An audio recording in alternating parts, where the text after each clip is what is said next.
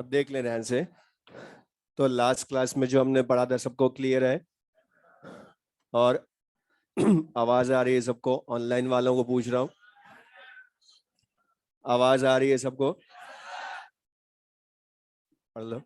तो देख ले ध्यान से। तो लास्ट क्लास में जो हमने पढ़ा था molar conductivity and equivalent conductivity, वो सबको ध्यान है? अच्छा, उसमें हमने बोल था, अच्छा जो मोलर कंडक्टिविटी होती है और इक्विवेलेंट कंडक्टिविटी होती है, इन दोनों में डिफरेंस क्या होता है? बोलो। कि molar conductivity 1 mole electrolyte in given volume of solution बोलते हैं, जबकि बता equivalent conductivity 1 equivalent in given volume of solution बोलते हो। अच्छा, हमने पढ़ा था मोलर कंडक्टिविटी जो होती है वो कापा इंटू 1000/V होती है ना। अब बता V की वैल्यू ही हम लाए थे, वो क्या आई थी? 1000/मोलैरिटी। अच्छा, ये 1000/मोलैरिटी जो है ये volume of solution in centimetre cube 1 mole electrolyte का है ना। अच्छा, लेकिन अगर हम इक्विवेलेंट कंडक्टिविटी बोले तो बता वो क्या है? Kappa into 1000 normality. लेकिन ये कितने का वॉल्यूम है? Volume of solution containing 1 equivalent in centimetre cube. तो बता ये कापा इंटू 1000/मोलैरिटी है, कापा इंटू 1000/नॉर्मेलिटी। अच्छा, इस इन फॉर्मूले में हम बोले तो molar conductivity and equivalent conductivity में डिफरेंस बता ओनली नॉर्मेलिटी मोलैरिटी का ही है। तो बता अगर मैं बोलूं कि सेम सॉल्यूशन में मोलर कंडक्टिविटी गिवन हो तो बता इक्विवेलेंट कंडक्टिविटी ला सकते हैं? उसके लिए बता दोनों में रिलेशन लाना पड़ेगा। तो लिख ले next topic, relation in molar and relation in molar and equivalent conductivity. Relation in molar and equivalent conductivity for a same solution, for a same solution, for a same solution।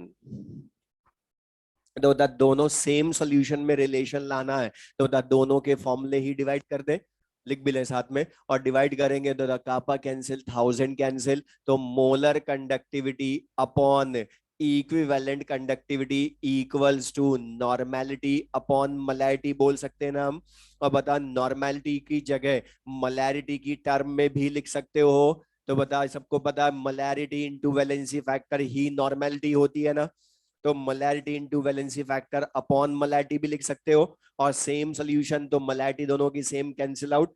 तो molar conductivity is equal to equivalent conductivity into valency factor बोल सकते हैं। तो बता same solution के लिए ये relation use कर सकते हो। लेकिन यहां बस एक चीज का ध्यान रखेंगे कि molar conductivity equals to equivalent conductivity into valency factor है। ये ध्यान रखना, इसमें molar conductivity equals to normal equivalent conductivity into valency factor. और ये जो रिलेशन है ये हमारे बहुत काम आएगा इस चैप्टर में। यहाँ इस टॉपिक जो हम पढ़ रहे हैं उनमें तो काम आएगा ही सही, आगे कॉलरॉश लॉ में ज्यादा काम आएगा, यहां से भी ज्यादा। अब मुझे एक चीज बता, ये जो वैलेंसी फैक्टर होता है मतलब ये डिफरेंट स्पीशीज का सेम होता है या डिफरेंट स्पीशीज का डिफरेंट होता है? और ये जब तो पढ़ भी चुके आप लोग सॉल्यूशन चैप्टर में भी। मतलब एसिड का valency factor replaceable H+ ions जिनको क्या बोलते हैं? बेसिसिटी बोलते हो in short.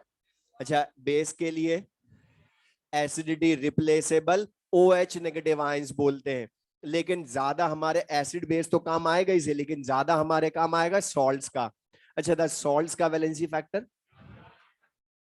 Total positive charge या टोटल नेगेटिव चार्ज। ये ध्यान रखना, कुछ स्टूडेंट इसमें एक गड़बड़ जो करते हैं। हमने बोला सॉल्ट्स का valency factor total positive charge या टोटल नेगेटिव चार्ज हम बोलते हैं, लेकिन वैलेंसी फैक्टर जो होता है वो ऑलवेज पॉजिटिव होता है। इसलिए ध्यान रखना, जब टोटल नेगेटिव चार्ज लेंगे तो हम उसका मैग्नीट्यूड लेते हैं, मतलब मॉड वैल्यू लेते हैं, क्योंकि valency factor can not be negative.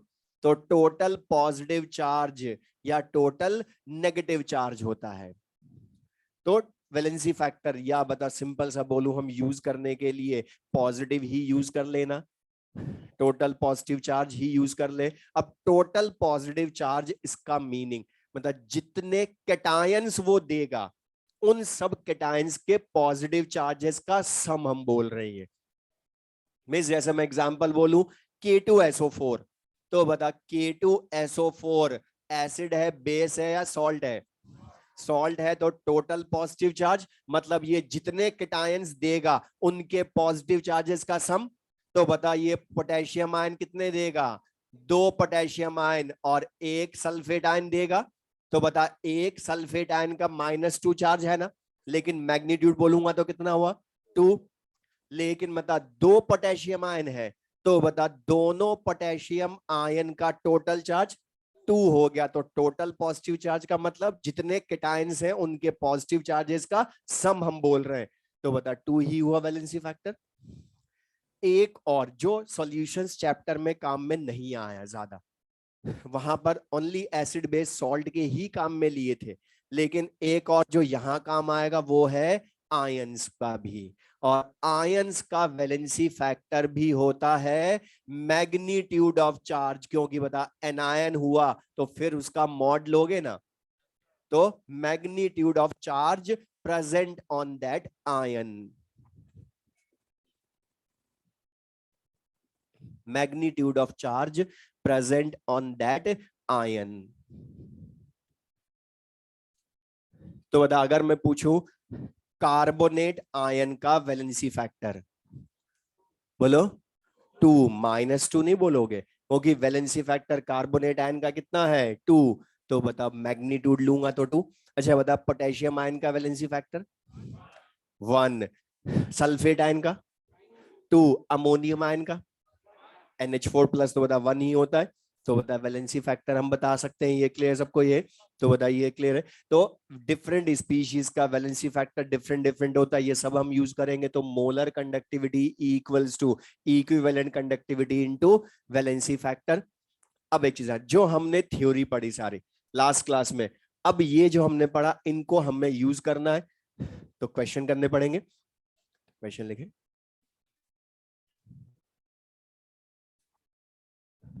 Question लिख लें।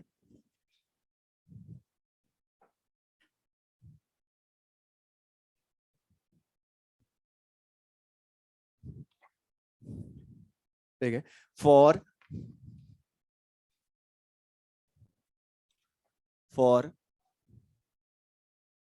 बोर्ड पर लिख लें 0.02 mgCl2 aqueous,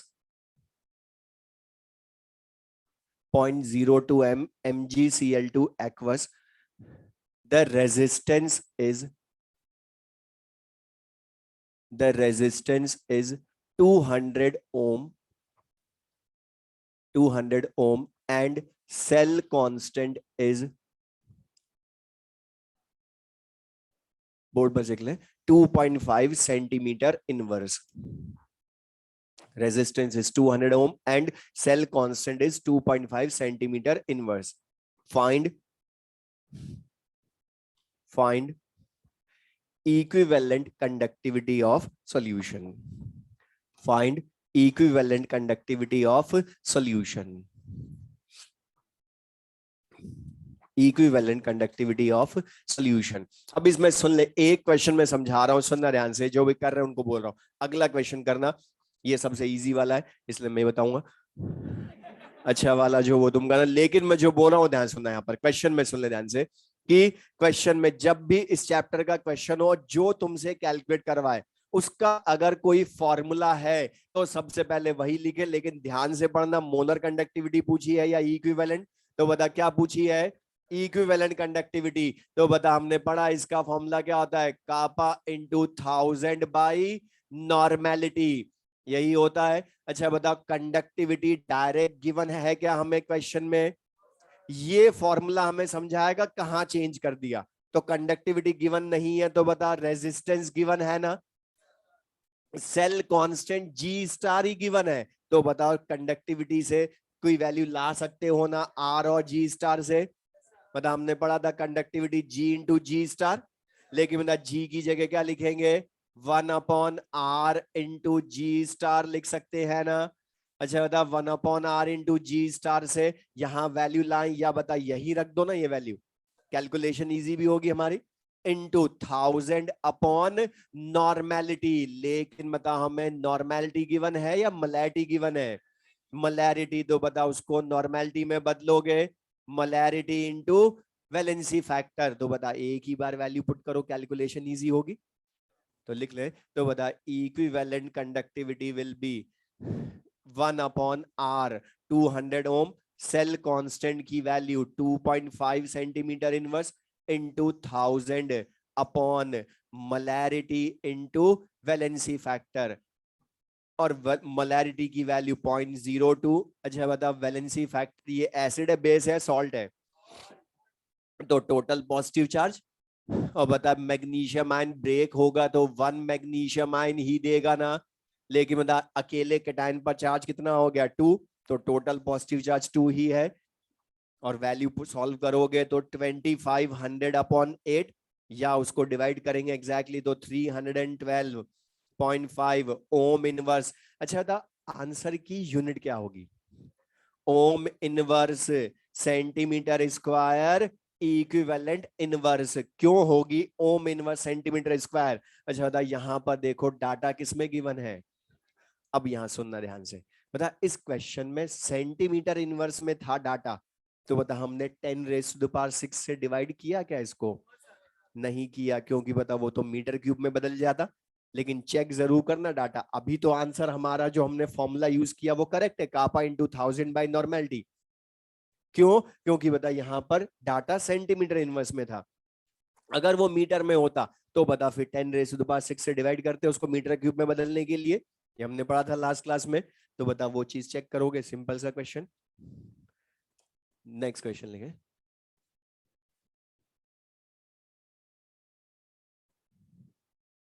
the resistivity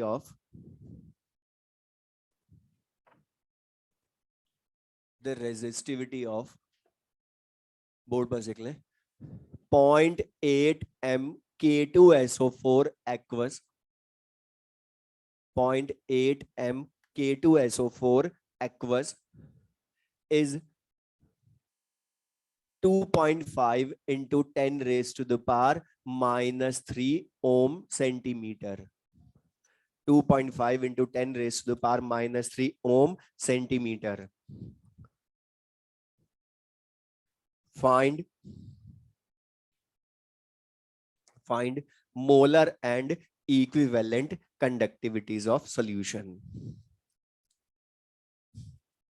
Molar and equivalent conductivities of solution.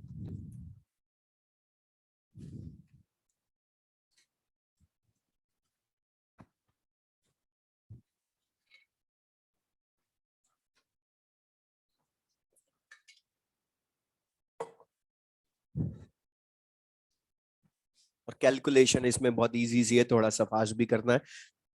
अच्छा इसमें दोनों पूछी है, लेकिन बता दोनों वैल्यू फाइंड करेंगे, पहले मोलर कंडक्टिविटी फाइंड करें। बता उसने मलैरिटी है ना सॉल्यूशन की, और मलैरिटी है तो बता मोलर कंडक्टिविटी ही फाइंड करें। अच्छा हमें गिवन क्या है, रेजिस्टेंस या रेजिस्टिविटी? मींस बता आर या रो? रो गिवन है तो बता मोलर कंडक्टिविटी क्या होती है, कापा इंटू 1000 अपॉन मलैरिटी होती है ना। अब बता तुम्हें कापा की वैल्यू डायरेक्टली गिवन नहीं है, रो गिवन है, तो कापा ही क्या होता है, रेजिस्टिविटी का इनवर्स होती है, मतलब 1/रो लिख सकते हैं ना इसकी जगह। तो बता 1/रो, तो रो की वैल्यू क्या है 2.5 इंटू 10⁻³ 1000 अपॉन मलैरिटी। अच्छा बता मलैरिटी कितनी है 0.8, और इसको सॉल्व करोगे तो सिंपल कैलकुलेशन बता वैल्यू कितनी आएगी 5 इंटू 10⁵ ओम इनवर्स। और बता फिर से डाटा सेंटीमीटर में ही है ना, तो बता सेंटीमीटर में है तो ओम इनवर्स सेंटीमीटर स्क्वायर, लेकिन बता आपके क्या होगा मोल इनवर्स, क्योंकि ये मोलर कंडक्टिविटी पर मोल होती है। इसी तरह से अब बता मोलर कंडक्टिविटी आ गई तो इक्विवेलेंट कंडक्टिविटी ला सकते हैं, और इक्विवेलेंट कंडक्टिविटी जो हमने रिलेशन पढ़ा आज बता उसी को यूज करके ला सकते हो। लेकिन बता molar conductivity multiplied by valency factor या डिवाइडेड बाय वैलेंसी फैक्टर? बोलो क्योंकि molar conductivity equivalent conductivity into valency factor होती है ना मोलर कंडक्टिविटी को, तो बता अपॉन वैलेंसी फैक्टर करे। अच्छा K2SO4 एसिड बेस या सॉल्ट, तो बता इसका total positive charge 2 potassium ion का देखोगे ना, तो बता दोनों का कितना हो गया 2। तो मोलर कंडक्टिविटी 5 × 10⁵ अपॉन 2, तो answer will be 2.5 × 10⁵ ohm inverse centimetre square. लेकिन इसमें क्या होगा इक्विवेलेंट इनवर्स। तो बता मोलर या इक्विवेलेंट कंडक्टिविटी पूछे तो कर सकते हैं, या एक में चेंज जो बोल सकता हूँ डायरेक्ट बोल रहा हूँ। बता जो पहले वाला हमने क्वेश्चन किया था, यहाँ G* सेल कांस्टेंट डायरेक्ट दिया था ना, लेकिन मैं इसकी जगह L और A अलग अलग दे दूं तो भी ला सकते हो ना। G* ही क्या है L/A, तो बताओ उससे भी सॉल्व कर सकते हैं ये। तो बता अब मैं इस तरह का इसमें कोई भी चेंज करूं क्वेश्चंस में तो कर लेंगे ना, करो मतलब लिखो क्वेश्चन लिखे।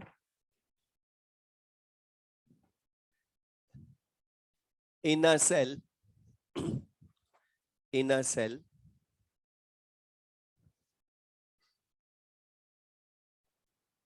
0.4 m बोर्ड पर लिख लें 0.4 m AgNO3 aqueous 0.4 m AgNO3 aqueous is filled which has resistance 100 ohm and conductivity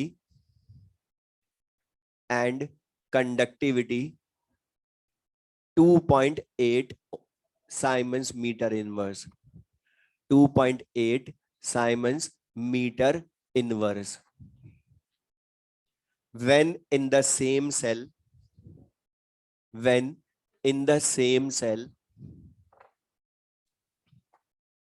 board पर लिख लें 0.5 m CaCl2 aqueous 0.5 m CaCl2 aqueous is filled 0.5 m CaCl2 aqueous is filled the resistance becomes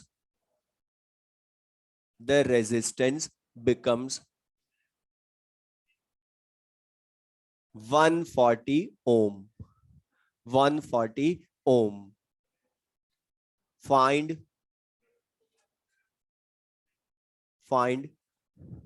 molar conductivity of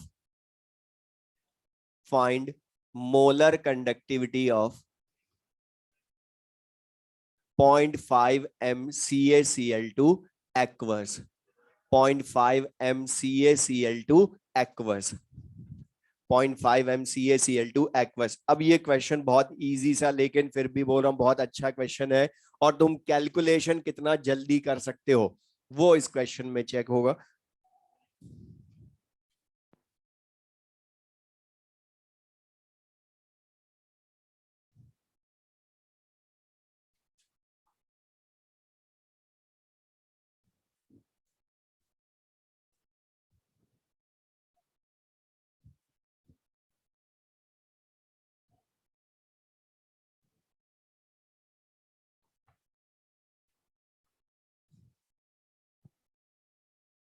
very good.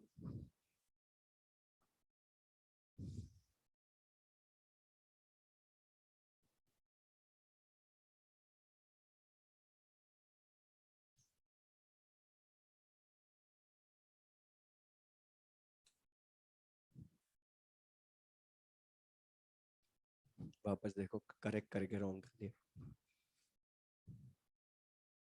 Minus correct. अब इसमें देख लो इतना लेंदी तो है नहीं, जिनका होना वो हो भी गया। क्वेश्चन सिंपल सा था जो हमने अभी पढ़ा, मैंने फिर एक बार बोला जिनको भी जरा भी कंफ्यूजन है, जो तुमसे कैलकुलेट करवाया उसका फॉर्मूला लिखो, अगर नहीं समझ में आ रहा तो वो समझाएगा कैसे इन डाटा को यूज करना, जितने सारे अभी कुछ को लग रहे हैं। लेकिन बता सिंपल सा क्वेश्चन, उसने मोलर कंडक्टिविटी पूछी है, लेकिन बता मोलर कंडक्टिविटी किसकी पूछी है, सिल्वर नाइट्रेट सॉल्यूशन की या CaCl2 सॉल्यूशन की? CaCl2 सॉल्यूशन की मोलर कंडक्टिविटी, तो बता जो हमने फॉर्मूला पढ़ा वही लिखे पहले हम। तो बता कंडक्टिविटी क्या लिखोगे, कापा इंटू 1000 अपॉन मोलैरिटी लिखोगे ना यहाँ पर। अब बता तुम्हें जो कंडक्टिविटी क्वेश्चन में गिवन है, लेकिन बता वो मैं यहां सुन ले जो कर रहा हूं, उनको इतना लेंदी है ही नहीं है, सुनना ध्यान से, इतना लेंदी नहीं है, सिंपल सा कैलकुलेशन भी इजी सी है। अब कैसे करनी है बता, तुम्हें गिवन कंडक्टिविटी है इस क्वेश्चन में, लेकिन बता किसकी गिवन है, CaCl2 की या सिल्वर नाइट्रेट सॉल्यूशन की।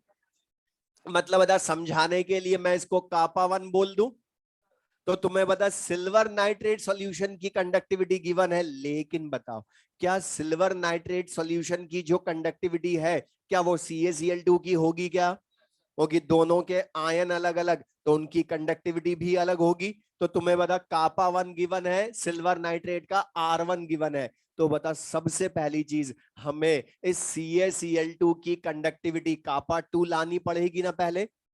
अब ये हमें लाने के लिए अब जो डाटा बचे उन्हीं का यूज करना है, सिंपल सा। तो बता रेजिस्टेंस गिवन है ना उस CaCl2 सॉल्यूशन जिसकी कंडक्टिविटी लानी है, उसका रेजिस्टेंस बता R2 गिवन है। तो बता R2 गिवन है तो इस रेजिस्टेंस से ही कंडक्टिविटी लानी पड़ेगी इसकी। तो बता हमने पढ़ा ना कंडक्टिविटी क्या होती है, 1/R इंटू जी स्टार भी होती है ना। तो बता 1/R2 इंटू जी स्टार लिखोगे। ये समझ में आया सबको, फॉर्मूले लिखते जाओ अपने आप ही समझाएंगे। अब बताओ कापा 2 तुम तभी ला सकते हो CaCl2 की जब सेल कांस्टेंट मुझे मिले। तो बता सेल कांस्टेंट तुम्हें क्वेश्चन में डायरेक्ट गिवन है क्या, लेकिन लैंग्वेज में पढ़ो क्वेश्चन में लिखा है इन द सेम सेल। तो बता सेम सेल का मीनिंग क्या है, कि सेल कांस्टेंट की वैल्यू बढ़ती है कम होती है कांस्टेंट रहती है। तो बता इसने चाहे सिल्वर नाइट्रेट से सेल कांस्टेंट लाऊं या CaCl2 से लाऊं, डिफरेंट आएगा सेम। ओके हमने पढ़ा था लास्ट क्लास में कि जी स्टार की value independent of nature of electrolyte solution. तो बता इंडिपेंडेंट मतलब बता मैं यहां से क्या लिख सकता हूं, kappa 1 equals to 1/R1 into G star लिख सकते हो ना। अब बता जी स्टार की वैल्यू कापा 1 R1 क्यों तुम्हें दी है, सिल्वर नाइट्रेट का यूज समझ में आया, रीजन भी तो पता दिया क्यों उसने हमें, क्योंकि सेल कांस्टेंट डायरेक्ट नहीं दिया। अब बताओ सेल कांस्टेंट की वैल्यू जी स्टार की वैल्यू कापा 1 इंटू R1 से लाकर यहां पुट कर सकते हो, लाना मत लेंदी हो जाएगा, क्योंकि उसने सेल कांस्टेंट नहीं पूछा है हमसे, पूछा होता तो लाता मैं। बता दोनों का सेम रहेगा तो डिवाइड ही कर दो ना, जो तुम यहां रखोगे वो कटेगा ही ना अल्टीमेटली, तो हम लाए भी क्यों, टाइम वेस्ट ना करना है हमने। तो बता यहां से हम क्या लिख सकते हैं, kappa 1 upon kappa 2 equals to R2/R1, या डायरेक्ट लिख दें kappa 2 will be equal to क्या आ जाएगा, सॉल्व करेंगे तो 100 इंटू 2.8 अपॉन 140 आ जाएगा ना, वैल्यू पुट कर दी बस डायरेक्ट। ये समझ में आया। अब यहां से बता इस कापा 2 की वैल्यू डिवाइड करके ला सकते हो ना, लेकिन लाना मत अभी। तो ये फिर भी सुनना ध्यान से, कैलकुलेशन करना अलग चीज है, जल्दी करना अलग चीज है।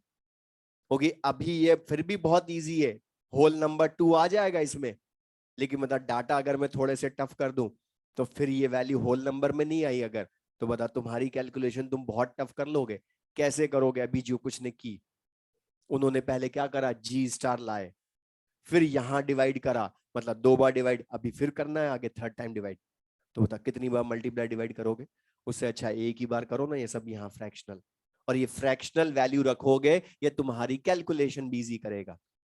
और बता यहां से मोलर कंडक्टिविटी लिखोगे 100 into 2.8 upon 140 into 1000 upon molarity 0.5 लिख लोगे। तो बता इससे मोलर कंडक्टिविटी की वैल्यू आ जाएगी, बोलो, और जो आएगी वो रॉन्ग आंसर होगा।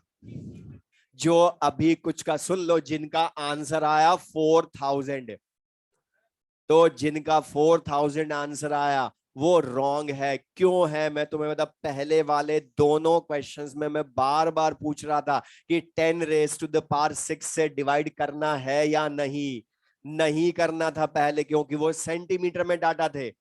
लेकिन बता ये सेंटीमीटर में है कंडक्टिविटी या साइमंस मीटर इनवर्स में है, तो बता साइमंस मीटर इनवर्स में है, तो ये कंडक्टिविटी भी तो यहाँ साइमंस मीटर इनवर्स में आएगी ना। और बता साइमंस मीटर इनवर्स में आई तो हमें क्या करना पड़ेगा, यहाँ 10⁻⁶ से डिवाइड भी करना पड़ेगा, क्योंकि मीटर क्यूब में बदलना पड़ेगा ना अब इसको। तो बताइए 10⁻⁶ से डिवाइड करना था, तो बता 4000 अपॉन 10⁻⁻⁶ कर दो, तो आंसर क्या आ जाएगा, 4 into 10⁻⁻³ siemens metre square mole inverse. अब ये इजी सा क्वेश्चन लेके मतलब बस हमें ध्यान रखना था यूनिट का। और लास्ट क्लास में भी हमने बोला था कि इस चैप्टर में चेंज करने की बहुत ज्यादा जगह नहीं है, चेंज करने की सबसे अच्छी जगह है यूनिट। और वो यूनिट बदली हमने पहले वाले में, इसलिए बता हमने लास्ट क्लास में हर प्रॉपर्टी की यूनिट दोनों लिखी थी, सेंटीमीटर में भी लिखी थी, मीटर में भी लिखी थी। तो बताइए ये चीज क्लियर सबको ये। और ये तो वैसे भी हमने थ्योरी में बताया था कि कापा साइमंस मीटर इनवर्स में हो तो 10⁻⁶ से डिवाइड करना। तो बताइए क्लियर सबको ये समझ में आया। तो बता अब इस तरह का कोई भी क्वेश्चन होगा कर लेंगे न्यूमेरिकल इसका। तो मोलर एंड इक्विवेलेंट कंडक्टिविटी, इनके क्वेश्चन बहुत सिंपल से होते हैं, बता इजी सा। अब लेकिन ये जो मोलर एंड इक्विवेलेंट कंडक्टिविटी है, ये किन किन फैक्टर्स को चेंज करने पर थियोरिटिकली चेंज होती है वो भी हमें पता। तो लिख लें नेक्स्ट टॉपिक हमारा factors affecting electrolytic conductances. Factors affecting electrolytic conductances. Factors affecting electrolytic conductances. अच्छा बता यहां पर इसकी हेडिंग पहले समझना ध्यान से, इसमें क्या लिखा था, इलेक्ट्रोलाइटिक कंडक्टेंस लिखा है या कंडक्टेंसेस लिखा है। पहले तो यही ध्यान से समझना, यहां कंडक्टेंसेस लिखा है।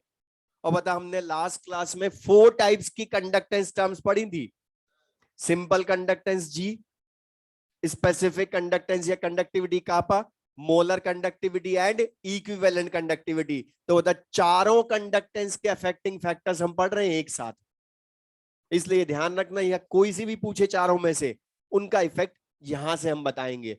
अब इसका क्वेश्चन वैसे तो थियोरेटिकली होगा, लेकिन ये बोलो ये फैक्टर्स हमें आते हैं तो न्यूमेरिकल कॉलरॉश लॉ के आते हैं, क्योंकि उसका रीजन यहां से होगा, न्यूमेरिकल का रीजन कॉलरॉश लॉ का भी। इसलिए यहां से मैं ध्यान समझना। अब मैं बोल रहा हूं जब भी सुनना ध्यान से, तो मैं क्वेश्चन की फॉर्म में मैं थ्योरी पढ़ा रहा हूं, डायरेक्ट नहीं पढ़नी जैसे 12th में पढ़ी थी। अब मैं तुमसे बोलूं अगर तुम्हें डिफरेंट, जैसे अभी हमने CaCl2 सिल्वर नाइट्रेट ये इस तरह से डिफरेंट इलेक्ट्रोलाइट दिए ना, तो ध्यान सुनना, जब भी इलेक्ट्रोलाइट डिफरेंट हो और कंडक्टेंस का कंपैरिजन करवाए तो हमेशा यूज करेंगे हम सबसे पहले उनका nature, means nature of electrolyte, क्योंकि बता जो इलेक्ट्रोलाइट ले रहे हो उसका नेचर भी तो अफेक्ट करेगा ना, उसकी कंडक्टेंस ज्यादा होगी या कम होगी। तो लिख ले first factor nature of electrolyte, nature of electrolyte. अब नेचर ऑफ इलेक्ट्रोलाइट का यहां मीनिंग क्या है कि जो इलेक्ट्रोलाइट हमें गिवन है वो स्ट्रॉन्ग इलेक्ट्रोलाइट है या वीक इलेक्ट्रोलाइट है, ये हमें चेक करना है। तो बता स्ट्रॉन्ग इलेक्ट्रोलाइट्स और वीक इलेक्ट्रोलाइट्स कौन से हैं ये हम चेक करेंगे ना। अच्छा बता स्ट्रॉन्ग इलेक्ट्रोलाइट्स का डिसोसिएशन 100% या पार्शल, 100% होता है। तो बता जब, और इनकी डिग्री ऑफ डिसोसिएशन अल्फा 100% या 1 बोलते हो ना। तो बता अच्छा वीक इलेक्ट्रोलाइट्स का अल्फा 100% या बहुत कम, 100% से बहुत कम होता है। यहां ध्यान से सुनना एक चीज कि कई स्टूडेंट्स बोलते हैं कि वीक इलेक्ट्रोलाइट का अल्फा लेस देन 100% होता है, जो रॉन्ग है। होता है मच लेसर देन 100%। क्यों, क्योंकि तुमने ध्यान हो आयनिक इक्विलिब्रियम का थोड़ा सा, most of the weak acids and weak bases, बता वीक इलेक्ट्रोलाइट कौन होते हैं, weak acids and weak bases ही होते हैं ना। और most of the weak acids and weak bases का अल्फा लेस देन और इक्वल्स टू 5% ही होता है। लेस देन और इक्वल्स टू 5% ही होता है मैक्सिमम वीक इलेक्ट्रोलाइट्स का अल्फा। तो बता अगर कुछ का ज्यादा भी होता है 7%, 8%, 10%, तो बता अगर मैं 10% भी मान लू अल्फा वीक इलेक्ट्रोलाइट का, तो अल्फा 10% मतलब 10/100 मतलब 0.1। और बता 0.1 को 1 से कम बोलूंगा या बहुत कम बोलूंगा? इसलिए तुम्हें ध्यान हो आयनिक इक्विलिब्रियम का, वहां पर हमेशा जब भी होता था वीक इलेक्ट्रोलाइट, तो वहां लिखा होता था वीक इलेक्ट्रोलाइट्स का डिसोसिएशन पार्शल होता है। वो पार्शियली डिसोसिएटेड बोलता है। क्यों बोलता है? क्योंकि वो मच लेसर देन 100% होता है। इनका तो स्ट्रॉन्ग इलेक्ट्रोलाइट्स का अल्फा 100% या ऑलमोस्ट 100% होता है, क्योंकि अगर 95% हुआ अल्फा तो भी मैं उसको स्ट्रॉन्ग में मान लूंगा, क्योंकि ऑलमोस्ट 100% तो है ना वो। तो बता डिफरेंस है दोनों में। इसलिए बता तभी तो तुम वीक इलेक्ट्रोलाइट में यहां पर ये चीजें यूज करना। अब मैं क्वेश्चन पूछ रहा हूं, बता स्ट्रॉन्ग इलेक्ट्रोलाइट्स और वीक इलेक्ट्रोलाइट्स का अल्फा हमें पता है, तो मुझे बता दो इन दोनों में से कौन से सॉल्यूशन की कंडक्टेंस ज्यादा होंगी चारों? स्ट्रॉन्ग की ज्यादा होगी, लिख लो। अच्छा, स्ट्रॉन्ग की कंडक्टेंसेस चारों ज्यादा होती है, क्यों? बता अल्फा 100% होता है तो इनके सॉल्यूशन में नंबर ऑफ आयंस ज्यादा होते हैं। और बता 100% डिसोसिएशन तो नंबर ऑफ आयंस सॉल्यूशन बहुत ज्यादा, और number of ions in solution बहुत ज्यादा तो करंट कैरियर्स ज्यादा, और करंट कैरियर ज्यादा तो कंडक्टेंस या करंट इजीली फ्लो होगी ना। तो लिख ले। तो बता स्ट्रॉन्ग इलेक्ट्रोलाइट में अल्फा 100%, तो इनमें मोर number of ions in solution होंगे, और मोर number of ions in solution होंगे तो करंट फ्लो इजीली होगी, क्योंकि करंट कैरियर ज्यादा। जबकि बता वीक इलेक्ट्रोलाइट में अल्फा बहुत कम होता है, पार्शियल होता है, इसलिए less number of ions in solution, तो करंट कैरियर्स कम, इसलिए कंडक्टेंस भी कम होती है। अच्छा, स्ट्रॉन्ग इलेक्ट्रोलाइट्स कौन से होते हैं? इनको यूज तुमने मतलब सॉल्यूशंस चैप्टर में भी किया ना, वेंट ऑफ फैक्टर में भी तो अल्फा पढ़ते थे वहां पर, बोलो पढ़ते थे। अच्छा, स्ट्रॉन्ग इलेक्ट्रोलाइट्स कौन होते हैं? सबको रटे हुए है ना, strong acids, strong bases and salts होते हैं ना। तो बता weak acids and weak bases weak electrolyte, लेकिन बता स्ट्रॉन्ग इलेक्ट्रोलाइट्स तुम्हें पता है मतलब स्ट्रॉन्ग एसिड स्ट्रॉन्ग बेस रटे हुए हैं तो ही वीक रटे हुए हैं, होगी बता ये थोड़े से होते हैं, इनके अलावा जो होंगे वो सब वीक होंगे। अब जो पूरी फिजिकल केमिस्ट्री में, फिजिकल केमिस्ट्री बोल रहा हूं, केमिस्ट्री नहीं बोल रहा, फिजिकल केमिस्ट्री में मोस्टली जो हम स्ट्रॉन्ग एसिड्स यूज करते हैं वो मैं बता रहा हूं। HClO4, वैसे भी याद भी है बहुतों को, HClO4, HI, HBr, H2SO4, HCl, HNO3, जो हम फिजिकल केमिस्ट्री में यूज करते हैं मोस्टली वो ये 6 हैं।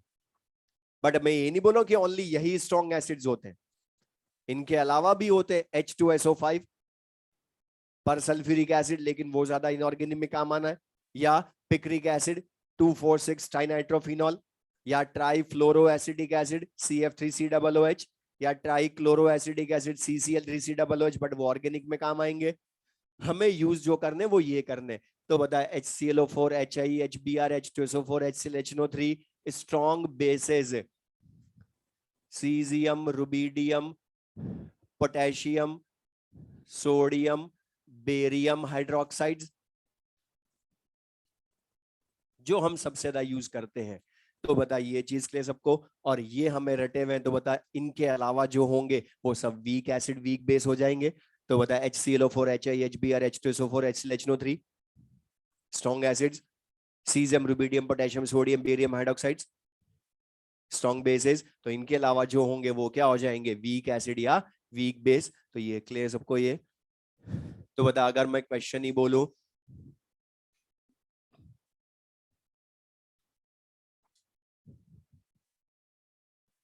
HNO3 और HCN का एक्वस सॉल्यूशन है, तो बता सॉरी, इन दोनों में से कौन से सॉल्यूशन की कंडक्टेंस सबसे ज्यादा है? बोलो किसकी ज्यादा है? HNO3 की। करेक्ट है। क्यों? क्योंकि बता फॉर्मूला अलग, तो सबसे पहले नेचर चेक करोगे ना। तो बता HNO3 क्या है? स्ट्रॉन्ग एसिड, उनमें से है ना, लेकिन बता HCN HClO4 HI HBr H2SO4 HClHO3 में है क्या? तो बता नहीं है, तो ये क्या हो गया? Weak acid. तो किसकी कंडक्टेंस ज्यादा? स्ट्रॉन्ग एसिड की कंडक्टेंस वीक एसिड से ज्यादा होती है। तो बताइए क्लियर सबको ये? और वैसे बताइए, सब तो तुम्हें पहले से पता है, जो पहले पढ़ते थे वही है। और बस सबसे ज्यादा लेकिन यहाँ काम आएंगे सॉल्ट्स, लेकिन बता वो किसी और चैप्टर में भी काम आए तो वहां भी यूज कर सकते हो। तो ये क्लियर है। तो बता नेचर ऑफ इलेक्ट्रोलाइट सबसे पहले चेक करोगे जब भी फॉर्मूला अलग हो अगर। अब इसी में सेकंड फैक्टर लिख लें, इंटर आयनिक अट्रैक्शंस। इंटर आयनिक अट्रैक्शंस, और हमने बोला था इंटर आयनिक अट्रैक्शंस आगे हम चैप्टर में हमेशा डबल आईए लिखेंगे शॉर्ट में। तो इंटर आयनिक अट्रैक्शंस,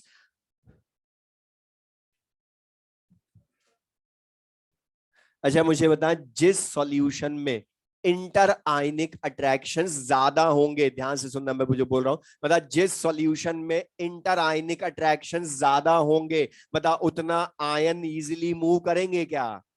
बता अट्रैक्ट करके रखेगा तो आयन फ्रीली मूव नहीं कर सकते, मतलब उनकी वेलोसिटी या स्पीड, जिसको क्या बोलते हैं मोबिलिटी ऑफ आयंस, ज्यादा होगी या कम होगी? और बता मोबिलिटी कम होगी तो वो करंट इजीली कैरी करेंगे क्या? मतलब कंडक्टेंसेस क्या हो जाएंगी? कम। तो बता यहां क्या बोल सकते हैं? इंटर आयनिक अट्रैक्शन ज्यादा, तो मोबिलिटी ऑफ आयंस कम होती है, और मोबिलिटी ऑफ आयंस कम तो कंडक्टेंसेस भी कम हो जाएंगी चारों।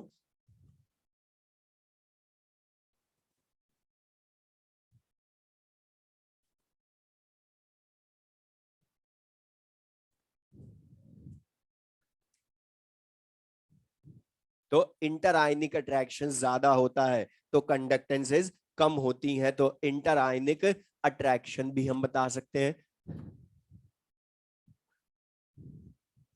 तो इंटर आयनिक अट्रैक्शंस,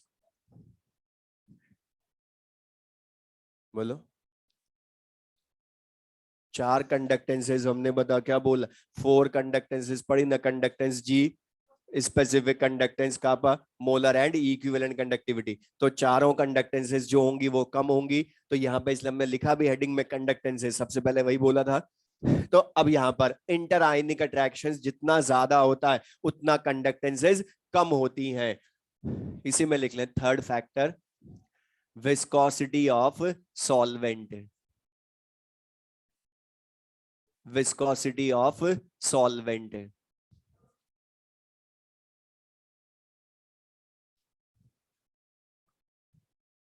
अपना डिस्कशन मत करो, बीच में डाउट है मुझसे पूछ लो।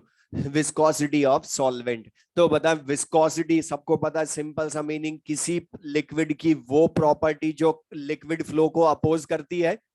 तो मैं क्वेश्चन पूछ रहा हूँ डायरेक्ट, थ्योरी कुछ नहीं ज्यादा, ओनली इसका मीनिंग बस पता हूं मैं। अच्छा मैं क्वेश्चन पूछ रहा हूँ, HCl इन ग्लीसरीन डिसॉल्व किया, second time HCl in water dissolve किया, HCl इन ग्लिसरीन डिसॉल्व किया, second time HCl in water dissolve किया, तो बता कंडक्टेंसेस किस में ज्यादा होगी?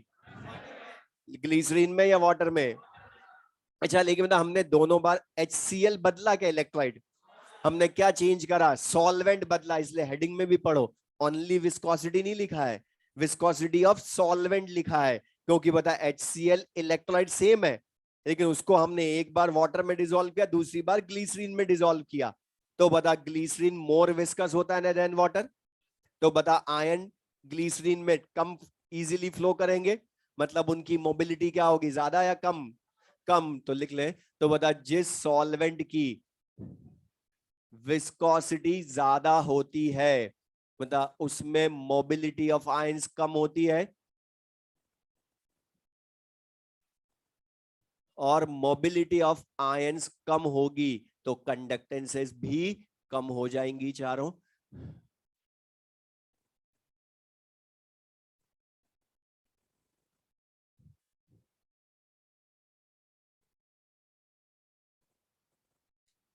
फोर्थ फैक्टर लिख लें, टेम्परेचर।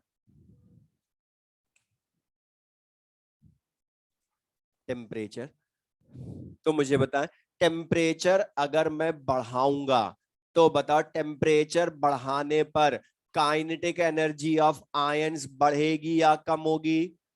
बढ़ेगी। और बता आयंस की काइनेटिक एनर्जी बढ़ेगी तो आयंस का मूवमेंट बढ़ेगा ना। और बता मूवमेंट बढ़ेगा तो आयंस एक दूसरे के पास पास रहेंगे, दूर दूर जाएंगे, और दूर दूर जाएंगे तो इंटरआयनिक अट्रैक्शंस कम होगा। और बता इंटरआयनिक अट्रैक्शंस कम होगा तो मोबिलिटी ऑफ आयंस बढ़ जाएगी, तो कंडक्टेंस बढ़ जाएगी। तो यहां पर बता टेम्परेचर बढ़ाने पर इंटरआयनिक अट्रैक्शंस कम होता है और उसकी वजह से मोबिलिटी ऑफ आयंस बढ़ती है, और मोबिलिटी ऑफ आयंस बढ़ती है तो कंडक्टेंसेस भी बढ़ती हैं। और बता कंडक्टेंसेस बढ़ेगी तो रेजिस्टेंस क्या होगा? कम होगा। तो बता लास्ट क्लास में हमने पढ़ा भी था इलेक्ट्रोलाइटिक कंडक्टर्स में टेम्परेचर बढ़ाने पर रेजिस्टेंस कम होता है। तो बता वही है ना ये, फिर से ये फैक्टर तो ऑलरेडी हम पढ़ भी चुके।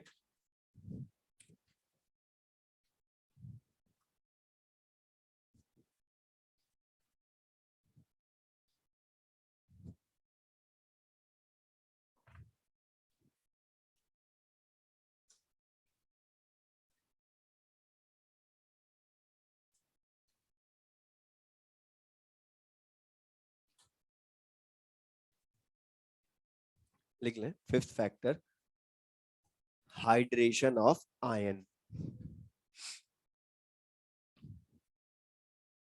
Hydration of ion, hydration of ion. अब ये हाइड्रेशन ऑफ आयन, इसका मैं सिंपल सा मीनिंग पूछूंगा, सबसे बताना, सबको आता है ये पूरा, इनऑर्गेनिक में पढ़ भी चुको, केमिकल बॉन्डिंग में, आयनिक कंपाउंड्स में। मैं तुम सिंपल सा पूछो, किसी भी आयन का हाइड्रेशन होता है तो बता हाइड्रेशन होने का सबसे सिंपल मीनिंग क्या है? वाटर मॉलिक्यूल्स एसोसिएट हुए ना उससे, मतलब उससे कंबाइन हुए, तो बता वाटर मॉलिक्यूल्स एसोसिएट होंगे किसी आयन से तो हम क्या बोलेंगे? उसका हाइड्रेशन हो रहा है। तो बता किसी आयन का अगर मैं बोलूं हाइड्रेशन ज्यादा होता है तो सिंपल सा मीनिंग बताओ, किसी आयन का हाइड्रेशन ज्यादा होने का सिंपल सा मीनिंग क्या है? उससे उतने ही ज्यादा वाटर मॉलिक्यूल्स एसोसिएट होंगे ना। सिंपल सा मीनिंग सोचा है, मेरे को रटना नहीं है मेरे को। तो बता किसी आयन का हाइड्रेशन ज्यादा होता है उसका मतलब उससे उतने ही ज्यादा वाटर मॉलिक्यूल्स एसोसिएट होंगे। और बता वाटर मॉलिक्यूल्स एसोसिएट जितने ज्यादा होंगे उतना बता उसकी इफेक्टिव साइज, मतलब आफ्टर हाइड्रेशन इफेक्टिव साइज बता बड़ी होती जाएगी ना। तो बता जिस आयन का हाइड्रेशन ज्यादा होता है उसकी इफेक्टिव साइज, और इफेक्टिव साइज का मतलब आफ्टर हाइड्रेशन ज्यादा होता जाएगा। और बता इफेक्टिव साइज ज्यादा बड़ी होती जाएगी तो बता जितना बड़ा आयन होता जाएगा बता उतना उसकी वेलोसिटी या स्पीड, मतलब मोबिलिटी ऑफ आयन कम हो जाएगी। लिख भी ले इस तरह से। और बता मोबिलिटी ऑफ आयन कम तो कंडक्टेंसेस भी कम हो जाएगी।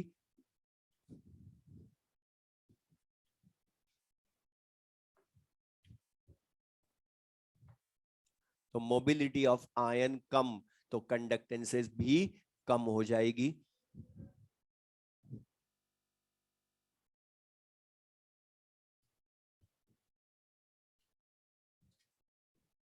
तो बता हमने ये बोला कि जिस आयन का हाइड्रेशन ज्यादा होता है उसकी मोबिलिटी ऑफ आयन कम होती है तो कंडक्टेंसेस भी कम होती है। लेकिन मतलब हमने ये बोल तो दिया कि हाइड्रेशन जिसका ज्यादा उसकी कंडक्टेंस कम होती है, लेकिन मतलब पहले हमें ये भी तो पता चले कौन से आयन का हाइड्रेशन ज्यादा होता है।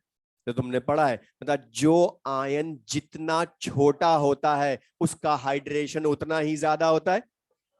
ये सब पढ़ चुके हैं केमिकल बॉन्डिंग में ही। ये जितना आयन छोटा होता है उतना हाइड्रेशन उसका ज्यादा होता है, मतलब बता थियोरिटिकली याद रखने के लिए बोल सकते हैं hydration is inversely proportional to size of ion.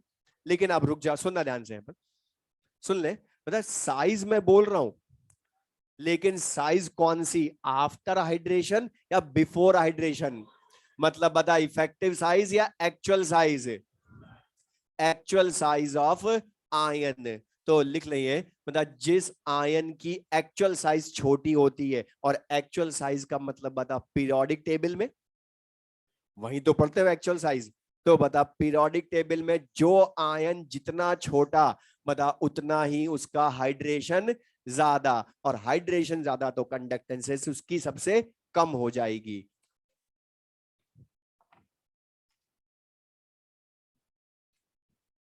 अब एक चीज ध्यान रखना, यहां मैं जो बोल रहा हूं काम की चीज, ये जो हम हाइड्रेशन पढ़ रहे हैं, मतलब इसमें कुछ भी कंसेप्ट मैंने अभी तक फिजिकल केमिस्ट्री का यूज नहीं करा, ये सारा कंसेप्ट इनऑर्गेनिक का है। तो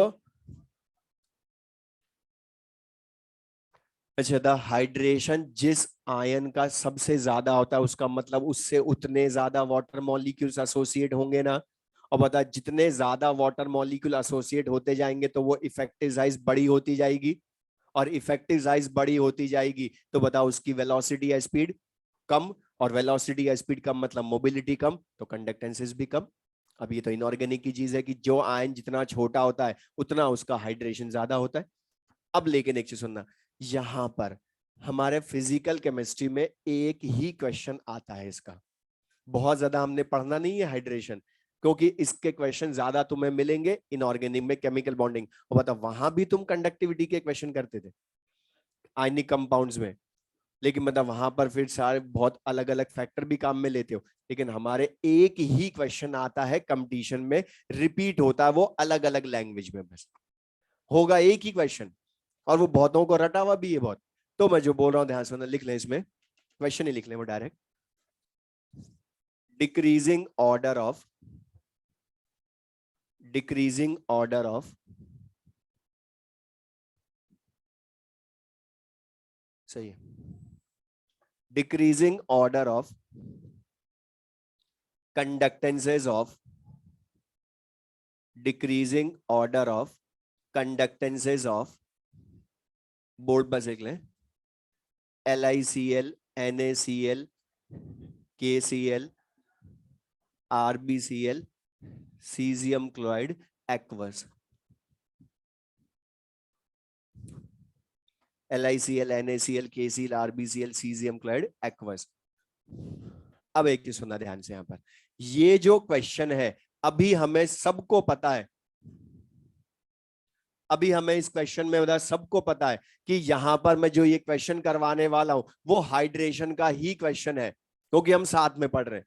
लेकिन सुनना ध्यान से, ये क्वेश्चन अगर एग्जाम में हुआ तब भी तो हमें पता चलना चाहिए कि ये हाइड्रेशन का क्वेश्चन है भी या नहीं है।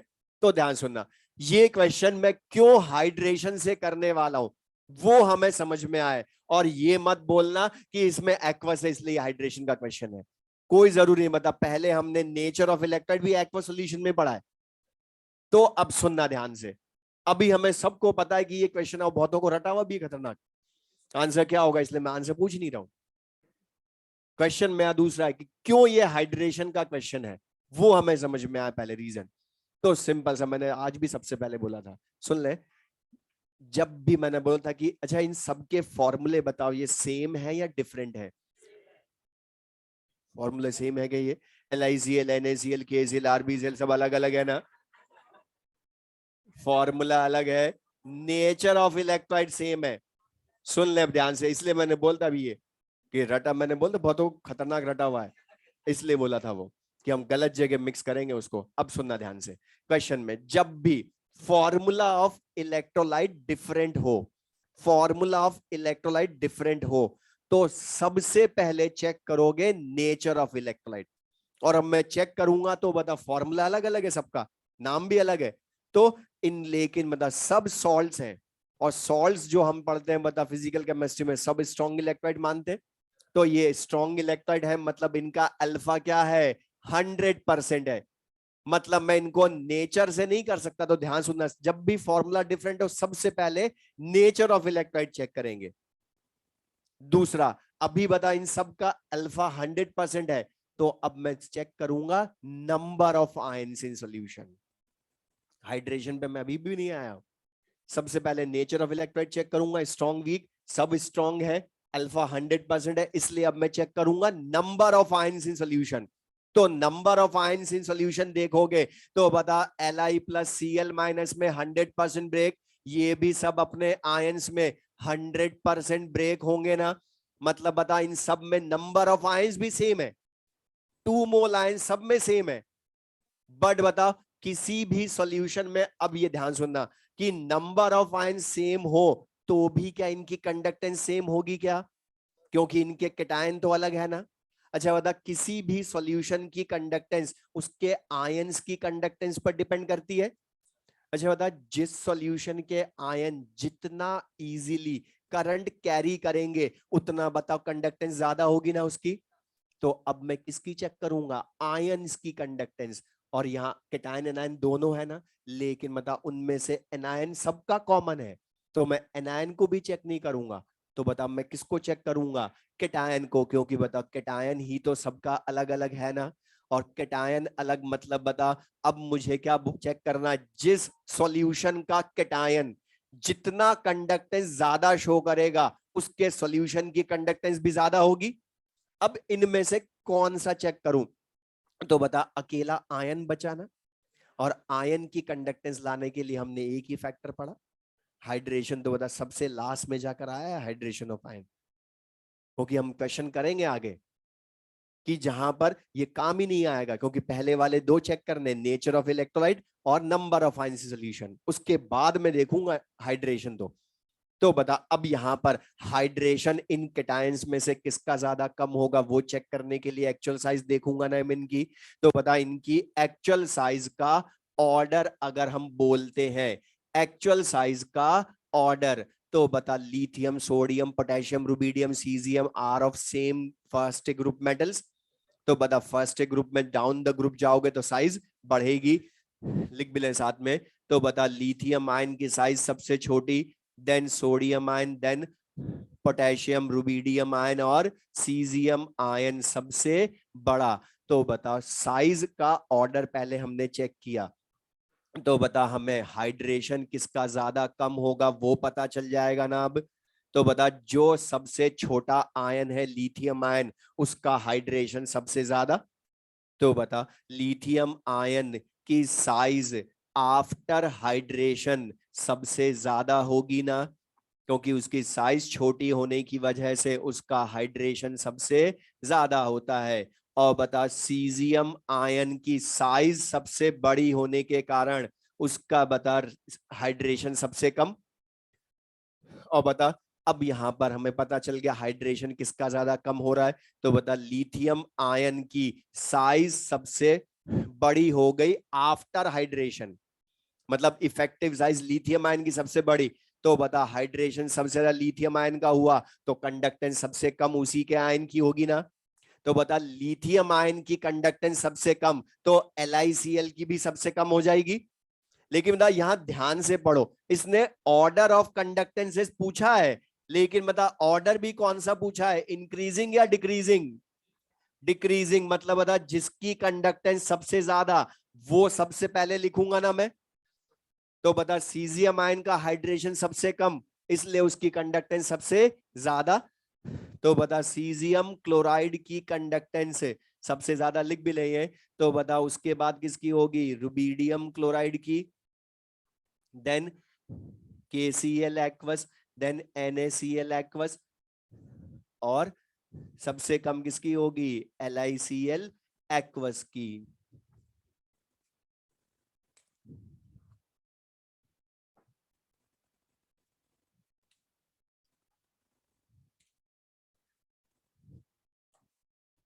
तो मुझे बता रहा, मैं सबसे रीजन पूछ रहा हूँ एक क्वेश्चन, मुझे बता LiCl की कंडक्टेंस सबसे कम है ना, सीजियम क्लोराइड की सबसे ज्यादा है। अच्छा बता LiCl की मिनिमम क्यों है कंडक्टेंस? क्योंकि इसका हाइड्रेशन सबसे ज्यादा हुआ, लेकिन हाइड्रेशन सबसे ज्यादा होने का रीजन साइज सबसे छोटी। तो बता अल्टीमेट रीजन क्या है? लिथियम आयन सबसे छोटा है। तो बता लिथियम आयन छोटा है, सबसे मिनिमम साइज, इसलिए उसका हाइड्रेशन मैक्सिमम, इसलिए कंडक्टेंस मिनिमम LiCl की। जबकि बता सीजियम क्लोराइड की मैक्सिमम होने का रीजन साइज सबसे बड़ी, इसलिए हाइड्रेशन सबसे कम, इसलिए बता कंडक्टेंस सबसे ज्यादा। तो ये क्लियर सबको ये। अब इसी में मैं एक इलेक्ट्रोलाइट और ऐड कर रहा हूं, HCl एक्वस सोल्यूशन। अब पहली चीज तो मुझे बताना, हमने जो थ्योरी पढ़ी वो मैं बस समझाना मुझे, मतलब मैं HCl को भी इसके इनके साथ अगर कंपेयर करवाऊं तो मुझे बताओ HCl, अभी ये फॉर्मूला अलग, तो सबसे पहले नेचर चेक करूंगा ना मैं, तो बता ये स्ट्रॉन्ग है वीक एसिड, स्ट्रॉन्ग एसिड तो बता अल्फा से तो नहीं कर सकता मैं यहां पर, तो अब नंबर ऑफ आयंस चेक करूं, तो नंबर ऑफ आयंस भी बता 2 मोल आयंस ही है ना सब में, नंबर ऑफ आयंस से भी नहीं कर सकता, तो आयन की कंडक्टेंस देखूंगा अब, तो बता Cl माइनस कॉमन, तो कौन बचा H प्लस आयन, मतलब फिर से केटायन, तो बता केटायन बचा, तो बता पूरी पीरियोडिक टेबल में सबसे छोटा केटायन होता है ना H प्लस आयन, और सबसे छोटा केटायन होता है तो इसका हाइड्रेशन सबसे ज्यादा होना होगा, और बता हाइड्रेशन सबसे ज्यादा होगा तो कंडक्टेंस सबसे कम होगी, मतलब H प्लस आयन की कंडक्टेंस सबसे कम होगी, तो बता HCl की कंडक्टेंस मिनिमम होनी चाहिए ना,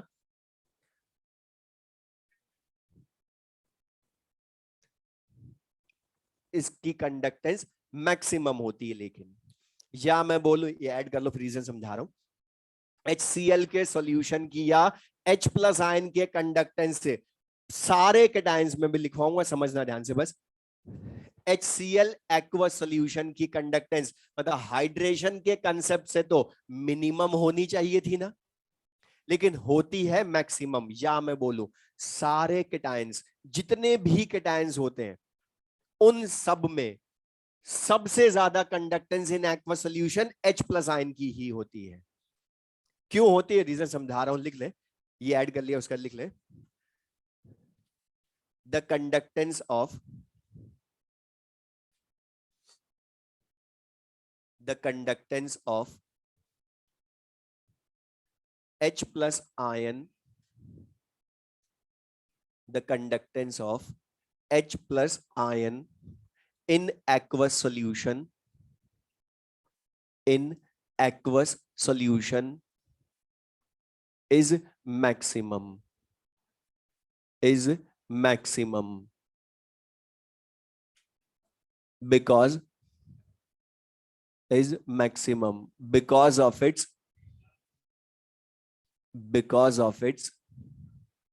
smallest size,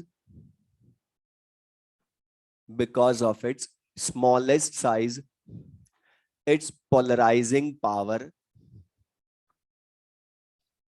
its polarizing power is very high, its polarizing power is very high, its polarizing power is very high, so the transfer of the transfer of H plus ion, so the transfer of H plus ion from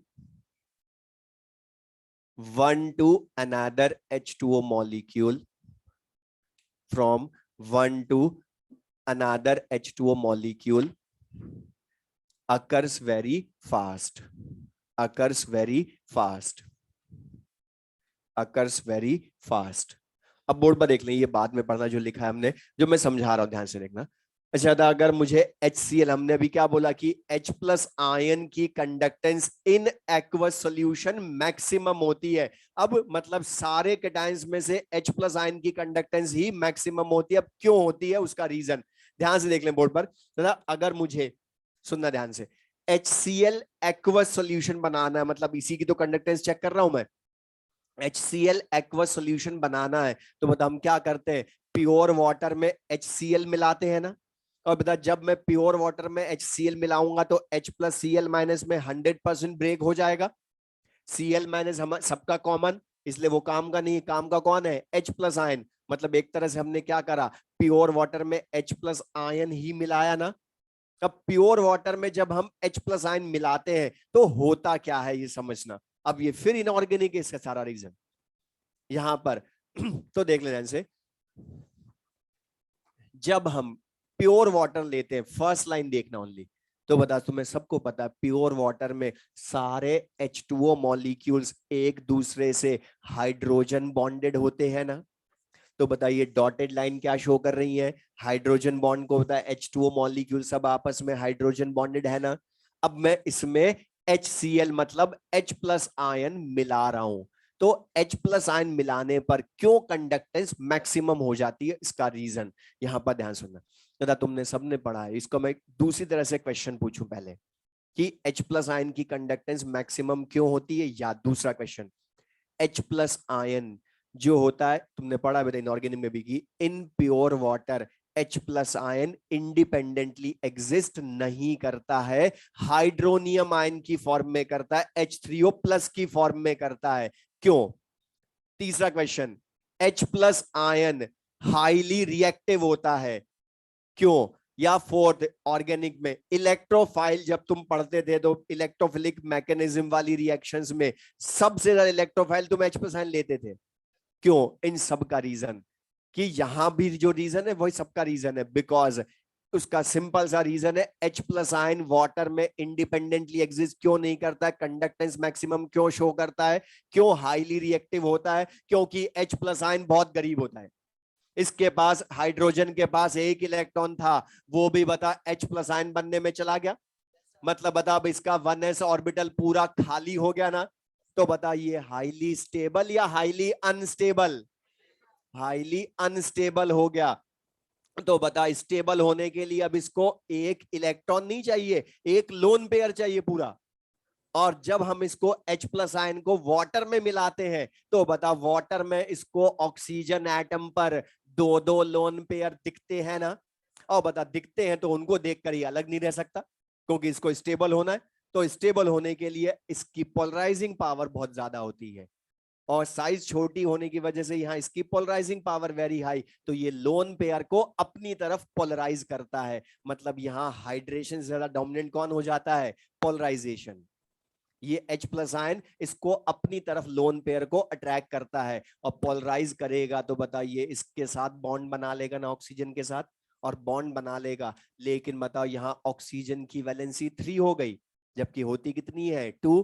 तो बताओ उसको करने के लिए यहाँ क्या charge आएगा, positive.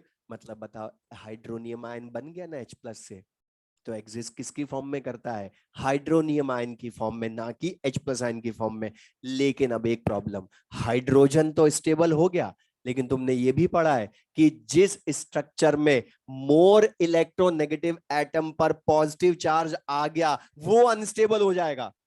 मतलब हाइड्रोजन तो स्टेबल हो गया, लेकिन ये ऑक्सीजन अनस्टेबल हो गया। अब तो ऑक्सीजन अनस्टेबल हो गया, तो अब क्या करेगा, ये ऑक्सीजन अपने से गरीब मतलब आगे वाले हाइड्रोजन के इलेक्ट्रॉन लेगा, और आगे वाले हाइड्रोजन के इलेक्ट्रॉन लेगा तो इस हाइड्रोजन पर क्या आ जाएगा, पॉजिटिव चार्ज।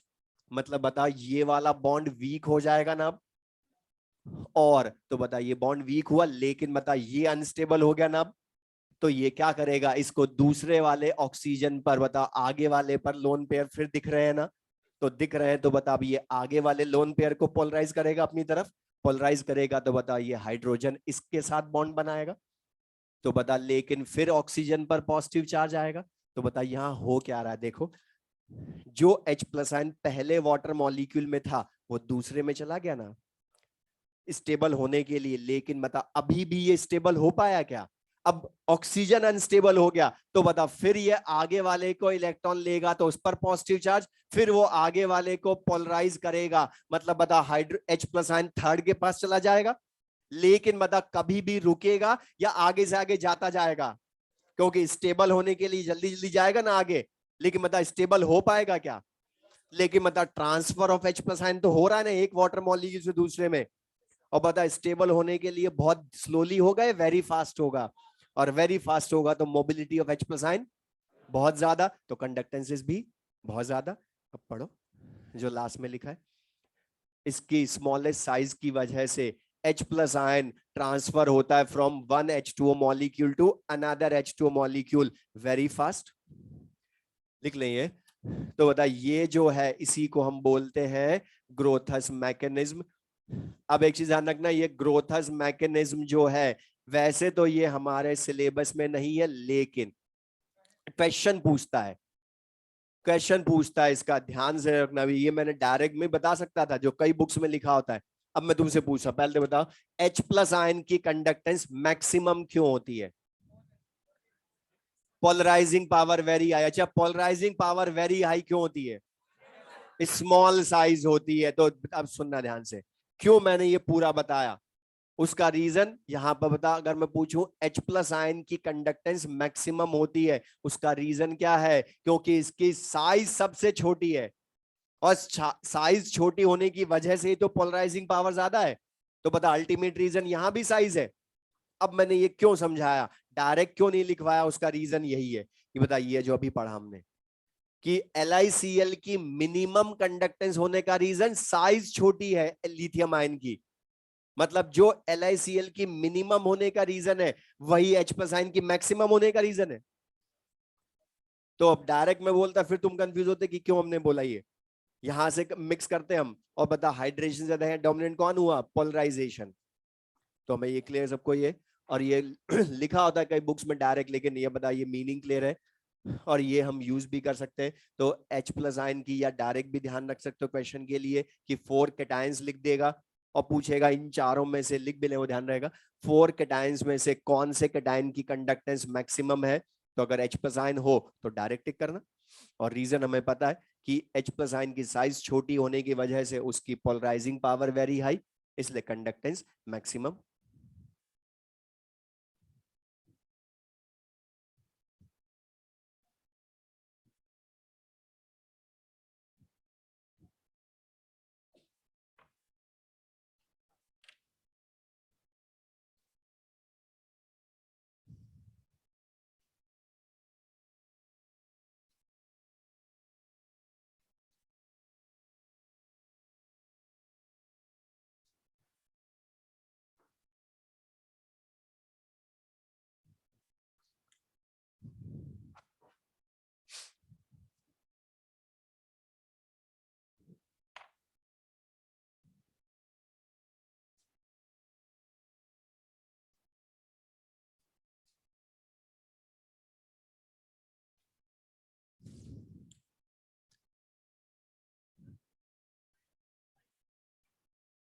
अब ये मैंने पहले बोलता, इनऑर्गेनिक के कंसेप्ट मिक्स मत करना, ठीक है? अभी हमें ध्यान रखना वो सी चीज है। हम्म। हम्म। ऐसे कंक्लूजन मत बनाओ अपनी तरफ से, सिंपल सी चीज टफ हो जाएगी ऐसे। और एक चीज मैं बोल रहा हूँ, सुन ले अभी ये ध्यान से, ये ना ध्यान रखना, एग्जाम में ये नहीं कि क्वेश्चन नहीं आता इसलिए रॉन्ग करके आते हैं। कई बार हम ज्यादा सोच लेते हैं, और ज्यादा सोच के ज्यादा रॉन्ग करके आते हैं। हम इसलिए बोल रहे हैं, सिंपल सी चीज, ये ध्यान से पढ़ लो, ये सीरियसली, और क्लास में ध्यान से पढ़ोगे तो सब चीजें इजी है। इसलिए अब यहाँ पर बोल रहा हूँ, अब नेक्स्ट फैक्टर जो बहुत इंपॉर्टेंट है, जिसका हम यूज भी करेंगे आगे कॉलरॉश लॉ में भी, लिख ले, डाइल्यूशन। अब डाइल्यूशन हम किसी भी इलेक्ट्रोलाइट सॉल्यूशन का करते हैं, तो सिंपल सा पूछ रहा हूं, मतलब अगर सपोज मैं बोलूं कोई इलेक्ट्रोलाइट हमने लिया ए बी, कोई इलेक्ट्रोलाइट हमने लिया ए बी, सबसे पूछ रहा हूं सिंपल सा मीनिंग बताना। अगर मैं बोलूं हमने इसको डाइल्यूट किया, तो बता डाइल्यूट करने का सबसे सिंपल मीनिंग क्या है? पानी मिलाया, वही ध्यान रखना बस। सिंपल सा मीनिंग कि डाइल्यूट जब हम करते हैं किसी इलेक्ट्रोलाइट सॉल्यूशन को, तो हम बताओ उसमें वाटर ऐड करते हैं ना, मतलब एडिशन ऑफ वाटर। अब ध्यान से, मतलब जब हम उस सॉल्यूशन में वाटर ऐड करेंगे, मतलब उसको डाइल्यूट करेंगे, तो डाइल्यूट करने पर बता सबसे पहले इसका वॉल्यूम ऑफ सॉल्यूशन बढ़ेगा ना। और बता वॉल्यूम ऑफ सॉल्यूशन बढ़ेगा, तो इस सॉल्यूशन की मोलैरिटी मतलब बढ़ेगी या कम होगी? कम होगी, क्योंकि सबको पता है मोलैरिटी, लिख भी ले साथ में, ये molarity equals to mole by volume होती है ना। अच्छा, लेकिन एक चीज मुझे बताओ, जब हम वाटर ऐड करेंगे, तो बताओ सॉल्यूट के मोल बढ़ेंगे, कम होंगे, या कांस्टेंट रहेंगे? क्योंकि वाटर रिएक्शन नहीं करता है, और ये क्वेश्चन में भी काम आएगा डाइल्यूशन का सिंपल मीनिंग, इसलिए ध्यान सुनना। तो जब हम इस सॉल्यूशन को डाइल्यूट करेंगे, तो मोल ऑफ सॉल्यूट चेंज नहीं होंगे, इसलिए बता molarity exactly inversely proportional to volume हो गई ना, कि वॉल्यूम जितने टाइम्स बढ़ेगा उतने टाइम्स मोलैरिटी कम होगी। तो मोलैरिटी ऑफ सॉल्यूशन कम होती है। लेकिन बताओ फॉर्मूला ऑफ इलेक्ट्रोलाइट बदलता है क्या? मान लो बता, अगर ये NaCl है तो ऐसे थोड़ा ना होगा पानी मिला मिला के NaCl को HCl कर दिया, तो नहीं हो सकता। ये ध्यान रखने काम आएगा। अभी जिनको हंसी आ रही ना, मैं उसका रीजन बताऊंगा आगे क्वेश्चन में। इसलिए बोलो कि डाइल्यूशन का क्वेश्चन आइडेंटिफाई कैसे करेंगे। ओके, अभी मैंने बोला ये बहुत इंपॉर्टेंट है। तो कुछ स्टूडेंट उसको बहुत खतरनाक रट लेते हैं कि जब भी कंडक्टेंस का क्वेश्चन हो डाइल्यूशन से करते हैं, लेकिन कब काम आएगा? सॉल्यूट का फॉर्मूला नहीं बदल सकता क्योंकि रिएक्शन नहीं करता है, लेकिन मतलब कंसंट्रेशन तो बदलती है ना।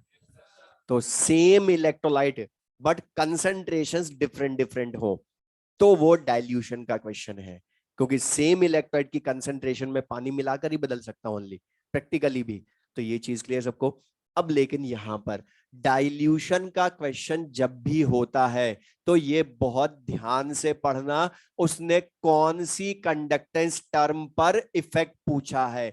कौन सी कंडक्टेंस टर्म पर? क्यों? क्योंकि बता अभी तक हमने जो पांचों फैक्टर्स पढ़े उसमें बता हमने हमेशा सब चारों के लिए इफेक्ट सेम बोला ना। कंडक्टेंस जी, मोलर इक्विवेलेंट या कंडक्टिविटी कापा पर इफेक्ट सेम था, इसलिए हमने हमेशा कंडक्टेंसेस लिखा। लेकिन जब डाइल्यूशन का क्वेश्चन हो तो ये बहुत ध्यान से पढ़ना, उसने स्पेसिफिकली कंडक्टेंस जी पर इफेक्ट पूछा है या मोलर या इक्विवेलेंट कंडक्टिविटी पर पूछा है या कंडक्टिविटी कापा पर पूछा है। तो हम कैसे बताएंगे? तो लिख लें फर्स्ट ऑन डाइल्यूशन, लिख लें बोर्ड पर से as it is.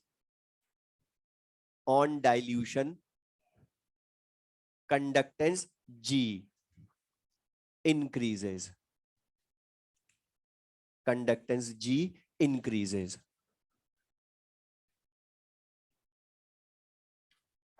conductance G increases। अब इसका रीजन क्यों इंक्रीज होती है, तो लेकिन एक चीज सुनना, जब कंडक्टेंस जी पर डाइल्यूशन का इफेक्ट पूछे तो यहां पर ये भी ध्यान से पढ़ेंगे कि वो स्ट्रॉन्ग इलेक्ट्रोलाइट पर पूछ रहा है उसका इफेक्ट या वीक इलेक्ट्रोलाइट पर। क्योंकि जो इलेक्ट्रोलाइट हम ले रहे हैं वो स्ट्रॉन्ग है या वीक है, उसके अकॉर्डिंग आंसर बदल जाता है, रीजन बदल जाता है कंडक्टेंस जी बढ़ने का। अब क्यों बदलता है उसका सिंपल सा रीजन, मतलब स्ट्रॉन्ग होगा तो अल्फा 100% होता है ना उनका, जबकि वीक का तो 5% या उससे भी कम होता है। तो बता, जब अल्फा अलग तो रीजन भी अलग अलग होगा। अब ये कैसे हम बताएंगे? तो बता यहां पर अगर मैं अज्यूम कर लूं ये ए बी स्ट्रॉन्ग इलेक्ट्रोलाइट है, स्ट्रॉन्ग इलेक्ट्रोलाइट है, तो बता जब मैं इसको डाइल्यूट करूंगा तो मुझे बताना ध्यान से, हमें सबको आता है, अभी तुम बता भी चुके हो, जो हमने थ्योरी अभी तक पढ़ी वैसे बताना। बता अगर मैं इस सॉल्यूशन स्ट्रॉन्ग इलेक्ट्रोलाइट को डाइल्यूट करूंगा तो बता इसका अल्फा बढ़ेगा, कम होगा या सेम रहेगा? सेम रहेगा। क्यों? क्योंकि ये तो ऑलरेडी 100% डिसोसिएटेड है। मतलब स्ट्रॉन्ग इलेक्ट्रोलाइट तो ऑलरेडी 100% डिसोसिएटेड होते हैं ना, तो बता उनका अल्फा चेंज होगा या 100% अनचेंज रहेगा? क्योंकि बता बिफोर डाइल्यूशन भी तो इनका अल्फा 100% था ना। और बता 100% अल्फा का मतलब इनमें मॉलिक्यूल है या ओनली आयन? तो बता फिर टूटेगा कौन? तो अल्फा 100%, इसलिए अल्फा रिमेन्स कांस्टेंट। लेकिन बता जब वाटर हमने इसमें मिलाया तो बता वाटर इन आयंस के बीच में भी तो ज्यादा आएगा ना, और आयंस के बीच में ज्यादा आएगा तो बता ये आयन पास पास रहेंगे, दूर गए पहले से, तो इंटरआयनिक अट्रैक्शंस कम, तो मोबिलिटी, तो कंडक्टेंस ज्यादा। तो लिख लो। तो बता यहां पर alpha remains constant but inter ionic attractions decreases, और इंटर आयनिक अट्रैक्शंस डिक्रीजेज तो मोबिलिटी ऑफ आयंस इंक्रीजेज, तो करंट इजीली फ्लो होगी, मत मींस कंडक्टेंस जी की वैल्यू ज्यादा होगी। तो बता मैं तुमसे रीजन ही पूछूं कि ऑन डाइल्यूशन स्ट्रॉन्ग इलेक्ट्रोलाइट में कंडक्टेंस जी बढ़ती है, बता उसका रीजन क्या है? इंटर आयनिक अट्रैक्शंस डिक्रीज होना।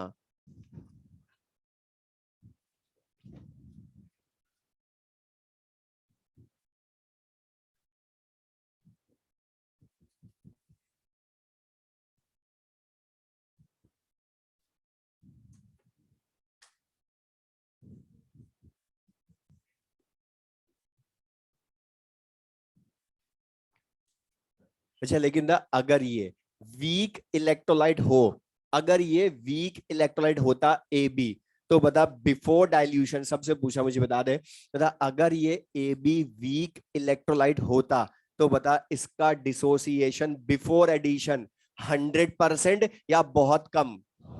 और मैं अज्यूम कर रहा हूं सपोज उसका अल्फा है 5%। अल्फा बिफोर डाइल्यूशन मतलब पानी ऐड करने के पहले अल्फा 5% है। अब लेकिन बता जब हमने इसमें वाटर ऐड किया तो बता वाटर ऐड करेंगे तो बता, तुमने सबने पढ़ा इनऑर्गेनिक में, बता वाटर का डाइलेक्ट्रिक कांस्टेंट ज्यादा, तो बता ये इलेक्ट्रोलाइट को आयंस में ब्रेक करेगा ना, तो बता ब्रेक करेगा तो इसका अल्फा वही रहेगा या बढ़ेगा।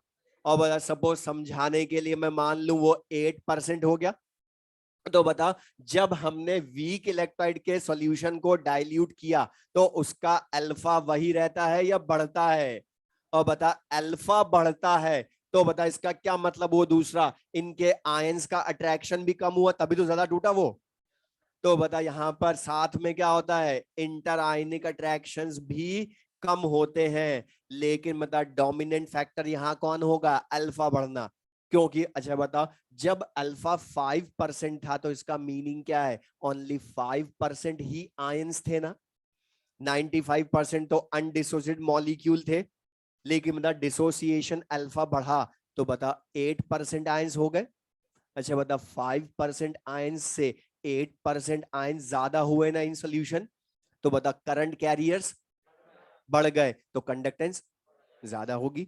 तो बता अल्फा बढ़ने से लिख ले, यहां पर क्या होता है, number of ions in solution ज्यादा होते हैं। और number of ions in solution ज्यादा होंगे तो करंट कैरियर ज्यादा, तो कंडक्टेंस जी की वैल्यू ज्यादा होगी। तो यहां पर हमने क्या बोला कि वीक इलेक्ट्रोलाइट के सॉल्यूशन में डाइल्यूशन पर अल्फा बढ़ता है।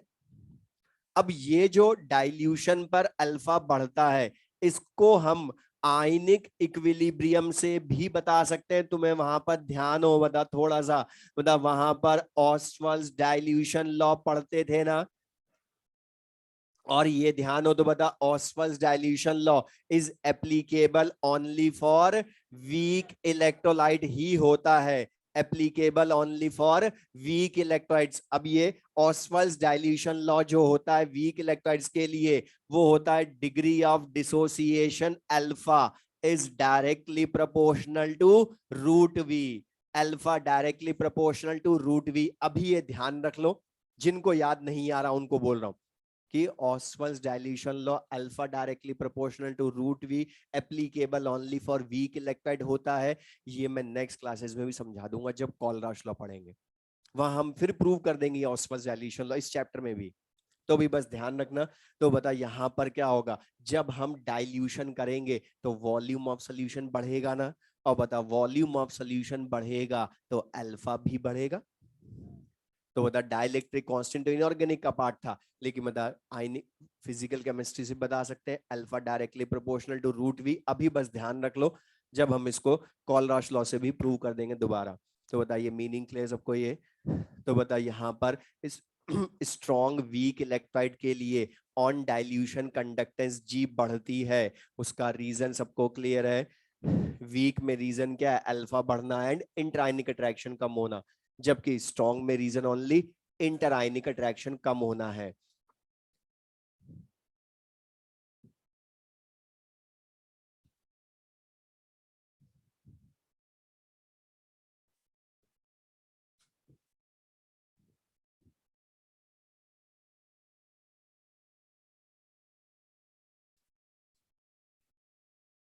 बोलो। हम्म।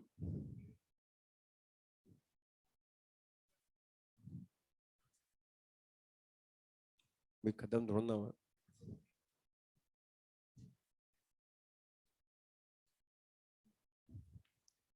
देख ले ध्यान से। अब बता ये तो हमने बोला ऑन डाइल्यूशन कंडक्टेंस जी बढ़ती है, लेकिन अब लिख ले सेकंड, लेकिन अगर कंडक्टिविटी कापा पर इफेक्ट पूछे तो ध्यान से देख ले, लिख ले बोर्ड पर से एज इट इज शॉर्ट में।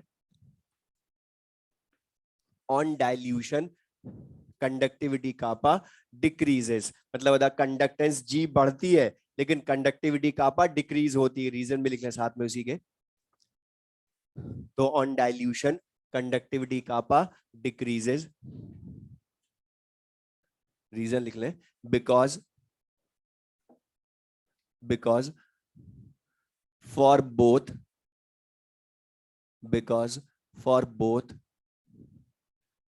strong and weak electrolytes, for both strong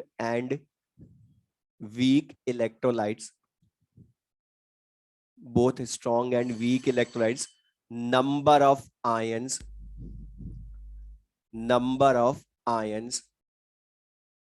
present in